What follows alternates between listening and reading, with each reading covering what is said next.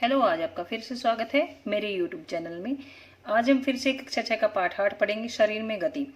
इसमें हम उपास्थि पढ़ेंगे जो कि पेज नंबर 72 पर है। इससे पहले वाले जो टॉपिक्स हैं हम पहले वाले वीडियोज में कवर कर चुके हैं। इसके लिए आप मेरे पहले वाले वीडियोज जरूर देखें, जिनका लिंक डिस्क्रिप्शन बॉक्स में दिया हुआ है। पूरा लेसन भी आप डिस्क्रिप्शन बॉक्स के लिंक से पढ़ सकते हैं। चलिए शुरू करते हैं। वीडियो देखने से पहले सब्सक्राइब जरूर करें।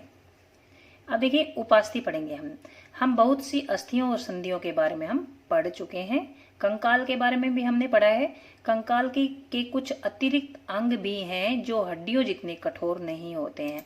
हमने पढ़ा है कि जो अस्थियां होती हैं वो कठोर होती हैं, जो हड्डियां होती हैं वो कठोर होती हैं, लेकिन कंकाल के कुछ ऐसे अंग भी हैं जो हड्डियों जितने कठोर नहीं होते।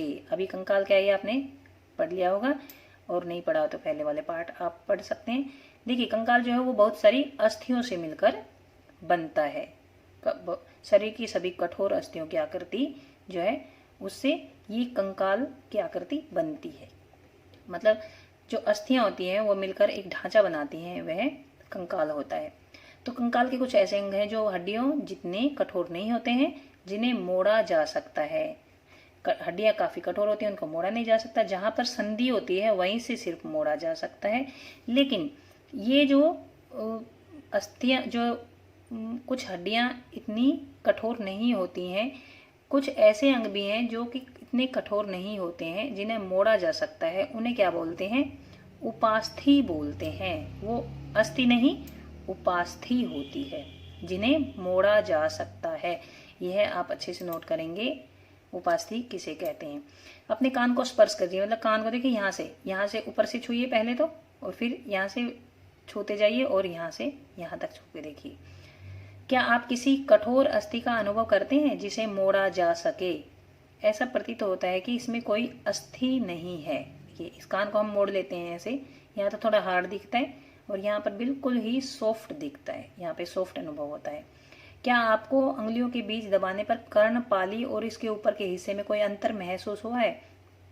ये देखिए, ये है कर्णपाली बोलते हैं इसको। ये नीचे का हिस्सा जो है इसको बोलते हैं कर्णपाली इसको। और जो ये ऊपर का हिस्सा है ये कान का ऊपरी भाग है। क्या आपको ऐसा लगा कि कान के ऊपरी भाग उतना लचीला नहीं है जितना कि हमारी कर्णपाली? हाँ, यह बड़े सॉफ्ट है। ये कर्णपाली जो हिस्सा है ये बड़ा सॉफ्ट है, और ऊपर वाला थोड़ा इतना सॉफ्ट नहीं है। परंतु यह अस्थि जैसा कठोर भी नहीं है। मतलब जो ऊपर वाला हिस्सा है ये इतना कठोर भी नहीं है जितनी की अस्थियां, जितनी की हड्डियां होती हैं। जो हमारे कर्णपाली से ऊपर वाला हिस्सा इतना कठोर भी नहीं है और इतना कर्णपाली जितना लचीला भी नहीं है। तो ये उपास्थि है। अब ये उपास्थि है। कौन सी? ये उपास्थि है। शरीर की संधियों में भी उपास्थि पाई जाती है। शरीर की संधियों में भी उपास्थि पाई जाती हैं। तो आपको समझ में आ गया उपास्थि क्या होती है। उपास्थि हड्डियों जितनी कठोर नहीं होती है और इन्हें मोड़ा भी जा सकता है। इन्हें उपास्थि कहते हैं। हमारे कान में उपास्थि पाई जाती हैं।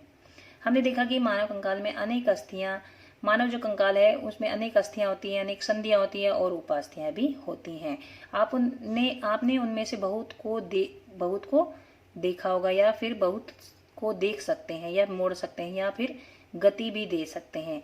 अपनी नोटबुक में कंकाल का स्वच्छ आलेख बनाएं। अपनी नोटबुक में आपको ये कंकाल का ये आलेख बनाना है, ये चित्र ऐसे बनाना है। इसके बाद है,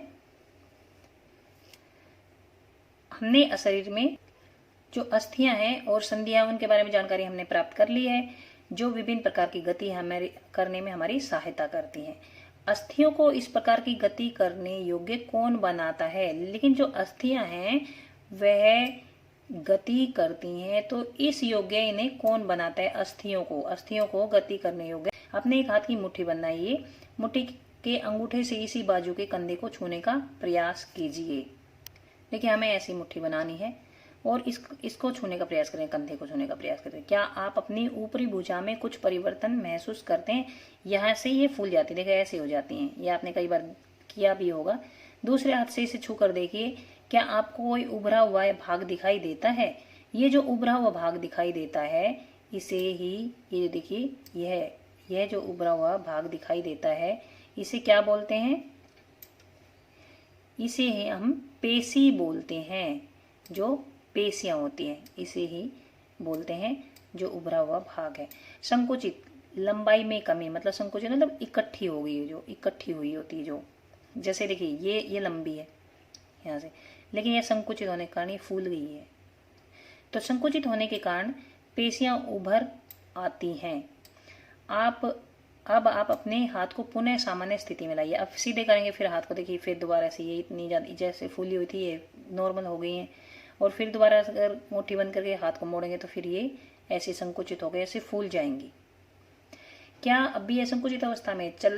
नहीं, अब संकुचित अवस्था में नहीं है। तो पेशियों का क्या होता है? क्या यह भी संकुचित अवस्था में? चलते एवं भागते समय आप अपने पैरों की पेशियों में भी इसी प्रकार का संकुचन देखते हैं। संकुचन की अवस्था में पेशी छोटी हो जाती है, कठोर और मोटी हो जाती है। मतलब जो पेशियों में जब संकुचन होता है तो पेशियां कैसी हो जाती हैं? छोटी, कठोर और मोटी हो जाती है। जैसे ये संकुचन के कारण छोटी हो गई है, देखिए यहाँ ये देखिए लंबी हो गई है, ये छोटी हो गई है। और जब संकुचन होता है तो छोटी हो जाती हैं, कठोर एवं मोटी हो जाती हैं। देखिए ये मोटी भी हो गई हैं और कठोर भी हो गई हैं। तो जब मांसपेशियां संकुचित होती हैं तो कैसी हो जाती हैं? छोटी, कठोर एवं मोटी हो जाती हैं।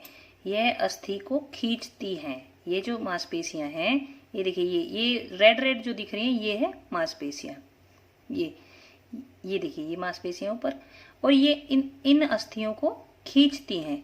इनको किसी अस्थि को गति प्रदान करने के लिए दो पेशियों को संयुक्त रूप से कार्य करना पड़ता है। जो हड्डी होती है वो किसके कारण गति करती है? मांसपेशियों के संकोचन और सिकुड़ने और फैलने के कारण। तो ये जो दो पेशियों को संयुक्त रूप से कार्य करना पड़ता है किसी भी अस्थि को गति प्रदान करने के लिए। जब दो पेशियों में कोई एक सिकुड़ती है तो अस्थि उस दिशा में खिंच जाती है।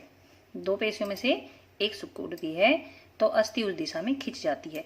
युगल की दूसरी पेशी स्थिल लंबाई में बढ़कर पतली हो जाती है। युगल मतलब होता है जोड़ा। जो ये संयुक्त रूप से कह रहे हैं दो, ये संयुक्त रूप से कार्य करती है दो पेशियां, तो ये दो पेशियों का युगल हो गया, मतलब पेयर हो गया, जोड़ा हो गया। तो इसमें से जो दूसरी पेशी है वो शिथिल हो जाती है, मतलब ढीली पड़ जाती है और लंबाई में बढ़कर पतली हो जाती है और स्थिर अवस्था में आ जाती है। मतलब एक तो सिकुड़ती है और दूसरी स्थिर अवस्था में आ जाती है। अस्थि को विपरीत दिशा में गति करने के लिए अब स्थिर पेशी सिकुड़कर अस्थि को अपनी पूर्व स्थिति में खींचती है, जबकि पहली पेशी अब स्थिर हो जाती है। मतलब अस्थि को विपरीत दिशा में गति करने के लिए, मतलब जब एक सिकुड़ती है एक अस्थि तो दूसरी फैलती है, और जब एक अस्थि फैलती है तो दूसरी सिकुड़ती है। तो ऐसे ये एक दूसरे के विपरीत कार्य करती हैं।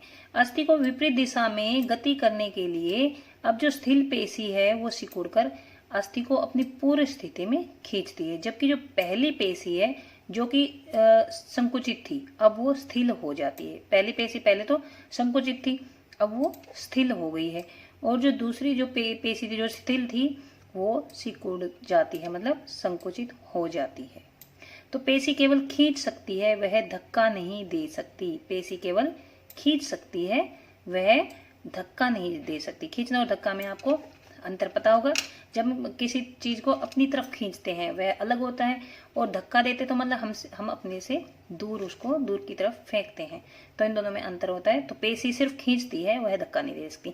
अतः एक अस्थि को गति देने के लिए दो पेशियों को संयुक्त रूप से कार्य करना होता है। चित्र 8.17 देखिए ये है, ये दो पेशियां, एक ये होगी एक ये होगी, इसी तरह से ये दो पेशियां इसमें दिखा रखी हैं।